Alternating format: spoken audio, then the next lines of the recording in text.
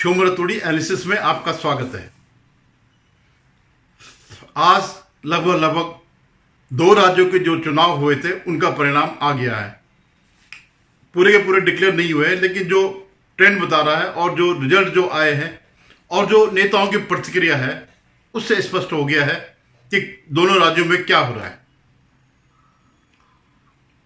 पहले मैं J&K की बात करता हूं। वहां पर नेशनल कॉन्फ्रेंस और उसको जो है बढ़त मिल गई है। बहुत संभवतः या कांग्रेस और मिलकर के सरकार बनाएंगे। हंग उसकी बात चल रही थी, जो एग्जिट पोल में जो बात चल रही थी कि हंग विधानसभा आएगी, ऐसा हुआ नहीं और वे लगभग स्पष्ट बहुमत की ओर जा रहे हैं। लेकिन जम्मू क्षेत्र में उनका बीजेपी ने अपनी स्थिति कायम रखी है। ये एक बहुत अच्छी सी बात है कि हिंदुओं ने, हालांकि तब भी दिया है, हिंदुओं ने साथ दिया है और एक आम आदमी पार्टी भी ले गई है जम्मू क्षेत्र से। यानी अगर विभाजन कहीं अगर हुआ है तो केवल हिंदू में हुआ है। जो घाटी का क्षेत्र है और जो मुस्लिम बहुल क्षेत्र है वहां कोई विभाजन नहीं, वहां स्पष्ट होता पीडीपी ले दे करके 3 सीट जीत पा रही है। और जो अन्य थे जिनसे ये उम्मीद लगाई जा रही थी कि ये बीजेपी के साथ मिलकर के सरकार बनाएंगे, वो नहीं हुआ। लेकिन सबसे महत्वपूर्ण चुनाव जो आज की तिथि में, जो आज के डेट में जो मायने रखते हैं, वो है हरियाणा का चुनाव। क्योंकि जम्मू कश्मीर में तो स्पष्ट है कि मुस्लिमों को वोट नहीं मिलने थे बीजेपी को। लेकिन जो कुछ ये हुआ हरियाणा में, जो हुआ वो आगे की राजनीति भी तय करेगा। और उसको जो 10 साल की एंटी इनकम्बेंसी थी, अकेले एक शख्स ने उसको पीट के रख दिया, खत्म कर दिया वो, और वो शख्स है राहुल गांधी। राहुल गांधी की वजह से बीजेपी 10 साल का जो उनका शासन था उसके खिलाफ जो नाराजगी थी वो खत्म हो गई। और इस बात के बहुत मायने होंगे। इससे पहले कि मैं इस पर आगे अपना विवरण दूं, अपना विश्लेषण करूं, आप लोगों से निवेदन है कि आप मेरे इस चैनल को सब्सक्राइब करिएगा, शेयर कीजिएगा और कमेंट जरूर करिएगा। धन्यवाद। तो करीबन आपको याद होगा अगस्त 2020 से, माने 4 साल पूरे हो गए, 21, 22, 23, 24। 4 साल से इस देश की राजनीति को बदलने के लिए, मोदी जी को सत्ता से हटाने के लिए, देश में अराजकता फैलाने के लिए एक आंदोलन हुआ था। किसानों के नाम पर विदेशी फंड से जो है फीडेड, जो उन्होंने 13 महीने तक, करीबन 1 साल के लगभग दिल्ली को घेर के रखा हुआ था, जिसके लिए वो कह रहा था कथित किसान नेता टिकैत, राकेश टिकैत, राकेश टिकैत है उसका नाम, क्या है जो भी है, जो कह रहा था कि अगर हम 26 जनवरी के दिन ट्रैक्टर का मुंह बजाय लाल किला के संसद की तरफ मोड़ देते तो उसी दिन सत्यानाश हुआ, उसी दिन हम इनको हटा देते। ये है इनकी जो है लोकतंत्र के प्रति आस्था। और राहुल गांधी घूमता रहता है कि ये जो है कॉन्स्टिट्यूशन है, संविधान है, और उसके प्रति लेके घूमता रहता है। और ये उसके समर्थक हैं। और इनके पीछे जो ये किसान लोग थे, उसमें विदेशी शक्तियों के अलावा राहुल गांधी जैसे लोग, कांग्रेस जैसे लोग, ये सब कर रहे थे। तो उसके पीछे एक मात्र उद्देश्य क्या था कि एक तो हरियाणा में कांग्रेस को वापस लाना 10 साल के उसके बाद, बाहर रहने के बाद, और दूसरा पूरे देश में अराजकता फैलाना और किसी भी तरह विदेशी मदद से मोदी जी की सरकार को हटाना और एक एंटी इंडियन सरकार को स्थापित करना। और 2024 के जो आम चुनाव हुए थे लोकसभा के, उसमें काफी कुछ ये चला भी। इनका ये जो षड्यंत्र था उसने काफी परिणाम दिए। लेकिन हरियाणा की जनता ने यह पलट दिया।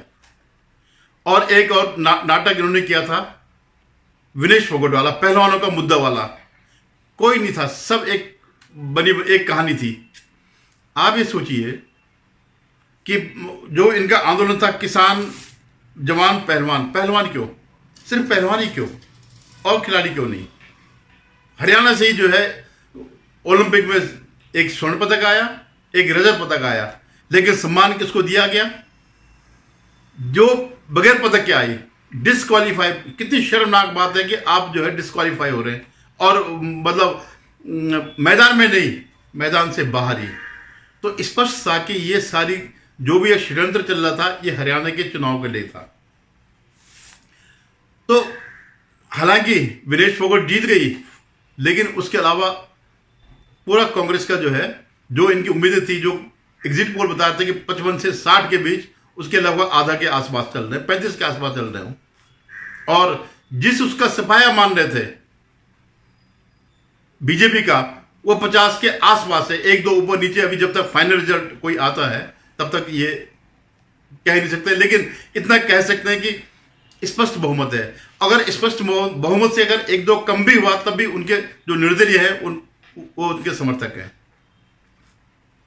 तो ये सारा जो आडंबर फैला हुआ था, ये झूठ का जो ये गुब्बारा फैला रखा था, वो इसमें फूट गया, वो इन चुनावों में फूट गया। हुड्डा ने अपना पूरा वर्चस्व दिखाया, क्योंकि हुड्डा वहां पर एकमात्र नेता। मैं पहले भी कह चुका हूं कि वहां पर हुड्डा कांग्रेस है, कांग्रेस नहीं है। तो वो जो है उसका जो वो था, सारा चिराग बिखर गया। जो स्वप्न था कि मैं 10 साल बाद सत्ता में आऊंगा, वो खत्म हो गया। ये स्थिति वो थी। एक और क्या कहता कि किस जवान, इस जवान, मतलब उसका मेनली कहने का मतलब था जो अग्निवीर है, राहुल गांधी, जो अग्निवीर को लेकर के पूरे देश में घूमता रहता था। तो वो भी उसका भांडा फूट गया कि नहीं, जनता जाना, वहां के युवा जाना चाहते हैं अग्निवीर में शामिल होना चाहते हैं। इन सब चीजों का जो भी रिजल्ट आ रहे हैं, और जो इन्होंने जो प्रोपेगेंडा किया, ठीक है, प्रोपेगेंडा करना हर पॉलिटिकल पार्टी का अधिकार है, लेकिन इस कदर नहीं कि आप देश के साथ खिलवाड़ करो, जो इन्होंने किया। जो किसान आंदोलन के नाम पर जो अराजकता फैलाई, तो इनको पूरा विश्वास था कि जो कुछ हुआ उसमें ये लोग थे, हरियाणा के लोगों के साथ भी अन्याय हुआ। लेकिन आज जनता ने दिखा दिया कि ऐसा कुछ नहीं था। पंजाब के भले कुछ लोग थे, और पंजाब के, बल्कि उल्टा हरियाणा वालों को नुकसान हुआ, इससे फायदा नहीं हुआ। और पूरे जितने भी किसान कम्युनिटी है पूरे देश में, उनको बड़ा नुकसान हुआ, क्योंकि वो तीनों कृषि कानून जनता के लिए थे, जनता की भलाई के लिए थे। लेकिन इनको अपनी सत्ता के लिए, अपने को सत्ताधीश करने के लिए कांग्रेस ने उसका कुप्रचार किया, और उसका परिणाम ये हुआ। हालांकि इससे पहले भी उन्होंने शाहीन बाग में धरना वरना दिया। मतलब लगातार प्रयास चल रहा था कि देश में अस्थिरता पैदा की जाए, अराजकता पैदा की जाए, और बांग्लादेश जैसे वाला हाल होगा। तो ये तीनों मुद्दे, जो जवान वाला भी, वो भी जो है खत्म हो गया। क्योंकि सच्चाई ये है कि जवान चाहते हैं कि हम सेना में भर्ती हो। और सिर्फ सेना क्यों है, वो अपना अवसर देख रहे हैं कि भारत की जो प्रगति हो रही है किसी अंधे को नहीं दिखाई दे रही होगी, बाकी सब पूरी दुनिया देख रही है। और केवल बीजेपी ऐसी पार्टी है जो सत्ता का जो है उपयोग विकास के लिए करती है। इनकी तरह नहीं कि वो करना, अपना घर बनना। जो कांग्रेस के साथ है वो लोग किसी देश हित में नहीं है, वो सिर्फ इसलिए है कि हाँ हमें भी हिस्सा मिलेगा, इसलिए है। अब मैं एक दो छोटी सी बातों पर आता हूं। INLD और जेजेपी, पहले INLD बीजेपी की वो थी, साथ ही पार्टी थी, गठबंधन होता था।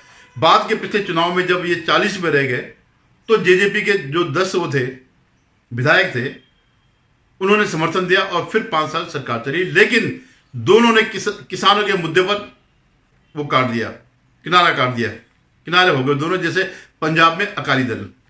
और ये सब तीनों पार्टियां धाराशाही हो गई है, क्योंकि सच होता है। आप लगातार झूठ बोलना एक बार चल सकता है, लेकिन कहते हैं काट की हांडी एक बार ही चलती है, जैसे 2024 के लोकसभा चुनाव में चली। और सबसे बड़ी बात यह है कि जो योगी जी ने जो कहा कि बंटोगे तो कटोगे, और ये वहां पर भी ये बात चल रही थी, वो जो इनके एक मुस्लिम विधायक था तो वो भी इसी तरह की धमकी दे रहा था। और ये पूरी उसमें दिखाई देता है। हमारे तो आज भी बांग्लादेश में हिंदू हमारे हैं, पाकिस्तान में हमारे, अफगानिस्तान में हमारे हैं। क्यों मारे जा रहे हो? तो वो ये जो राहुल गांधी का एंटी सनातन वो है, सनातन को खत्म करने का जो इसके साथ के लोग जितने भी हैं, वो एजेंडा भी फेल होता नजर आ रहा है। अब इसकी असली परीक्षा होगी महाराष्ट्र और झारखंड के चुनाव में। तो मैं ये कह रहा था कि जो INLD और JJP जैसे सहयोगी दल थे, वही गति जो है अभी उद्धव ठाकरे की वहां होनी है, महाराष्ट्र में होनी है। वो ऐसा नहीं कर सकते कि आप जो है अपना वो बदल दो, पूरी अपने पिता की पूंजी बदल दो और जो भी उन्होंने कमाई उसको ऐसे उड़ा दो। अब एक और मामला है, अभी तक आपने देखा होगा एक गटर मीडिया है जिसमें रवीश है, अभिषार शर्मा है, आशुतोष है और एक शर्मा करके, क्या दूसरा शर्मा है एक, वो जो यूं करता रहता, ये कर दिया है, ये कर दिया है। गुजरात के दो उसने, मैं इसमें नाम भूल रहा हूँ, दीपक शर्मा और एक पांडे है वहाँ का, पांडे कश्मीरी करके लिखते हैं। तो ये सब लोग जो है, ये जो जितना भी गटर मीडिया है, ये इस प्रपंच को फैलाने में सबसे आगे रहा और उन्हें इस बार भी पूरी उम्मीद थी। अगर आप इनके वीडियो देखें तो ये सब चीजें जो है सफाया मान रहे थे कि बीजेपी का तो सफाया हो जाएगा। और जो एग्जिट पोल आए थे उसमें भी 15-20 के आसपास माना जा रहा था कि इतने करीबन बीजेपी के आएंगे। इन सब के मुंह पे, इन झूठों के मुंह पे एक करारा तमाचा लग गया और आज उनकी प्रतिक्रियाएं देखी जा रही हैं, बिलबिला रहे हैं वो कि ये क्या हो गया। अब वो क्या है, फिर ईवीएम पर आ गए कांग्रेस पार्टी। मुझे जब तक अभी तक रिजल्ट पता नहीं था पूरा, क्योंकि अभी तक लीड चल रही थी, ये सब चल रहा था, रिजल्ट पूरे नहीं आए। लेकिन जब रमेश है इनका जो कांग्रेस का, जयराम रमेश करके, जो आजकल उसका गुरु बना हुआ राहुल गांधी का, जब उसने ईवीएम पर वो करना शुरू कर दिया, इलेक्शन कमीशन पर जब उसने प्रहार करना शुरू कर दिया, उनके खिलाफ ट्वीट निकालना शुरू कर दिया, तभी मैं समझ गया था कि पक्का जो है हरियाणा में बीजेपी सत्ता में आ रही है। रिजल्ट चाहे जैसे भी आ रहे हो, मतलब जब भी आए, लेकिन ये कंफर्म हो गया कि ये आ रहे हैं। तो इनका काम क्या है? अब ये कुछ दिन तक सिर्फ इलेक्शन कमीशन को गाली देंगे, ईवीएम को गाली देंगे, इनसे ये हार पच नहीं पाएगी, जो कि सच्ची हार थी। हालांकि ये उम्मीद किसी को भी नहीं थी। आप ये सोचिए कि 10 साल के एंटी इनकम्बेंसी के बाद लगातार तीसरी बार कितने जीते हैं।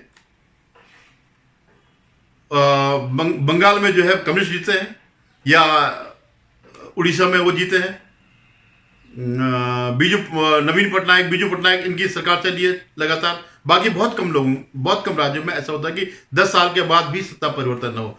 तो इस सब का श्रेय अगर किसको जाता है तो राहुल गांधी को जाता है, जिसने झूठ पर झूठ बोल करके कभी मतलब कि साहब ये आरक्षण खत्म कर देंगे और खुद आरक्षण खत्म कर रहे हैं। तो ये पूरे देश में यही फैला, 2024 में यही फैला, आरक्षण खत्म हो जाएगा, संविधान खत्म हो जाएगा और इस तरह से वाहियात बात है। तो आज अगर वो है तो जो सब ये कहते हैं कि हाँ अब मोदी के बाद किसी का कद है तो राहुल गांधी का, वो सब धाराशायी हो गए, औंधे मुंह गिर गया राहुल गांधी। मुंह दिखाने लायक नहीं कि तुम 10 साल की एंटी इनकम्बेंसी और 3-4 साल से लगातार वहां पर माहौल बना रहे हो, किसानों को भड़का रहे हो, पहलवानों को भड़का रहे हो, और ये जो अग्निवीर जैसी बातों को लेकर के, और साथ किसका दे रहे हो? हिंदू विरोधियों का, जो कहते हैं हम सनातन डेंगू है, मच्छर है, मलेरिया ये है वो है, सनातन खत्म हो जाएगा, उसके साथ तुम्हारा समर्थन है। जो लॉ उसने जलाई थी जवाहरलाल नेहरू ने भारत में दोबारा इस्लामिक शासन की स्थापना करने के लिए, वही लॉ वही काम को ये पूरा कर रहा है, जातियों बांट करके और यहां पर इस्लामिक शासन लाने का। तो उसको करारा जवाब इस बात से इस चुनाव ने दे दिया। अब मुझे पूरी उम्मीद है कि महाराष्ट्र और झारखंड के चुनाव ऐसा एक तरफा नहीं होंगे, एटलीस्ट महाराष्ट्र की बात कर रहा हूँ, झारखंड में तो लगभग यही स्थिति रही जो हरियाणा में थी। लेकिन महाराष्ट्र में एक तरफा जो इनका महाविकास अघाड़ी गठबंधन था उसने जीत वो करी और ये औंधे मुंह गिर गए थे इसी वजह से। आगे देखिएगा क्या क्या होता है। लेकिन ये गुब्बारा जो है इस हरियाणा के चुनाव ने फोड़ दिया है। जो इनका 2024 में जो झूठ का गुब्बारा था उसमें पिन लग गई, बुरी तरह फट गया है। धन्यवाद।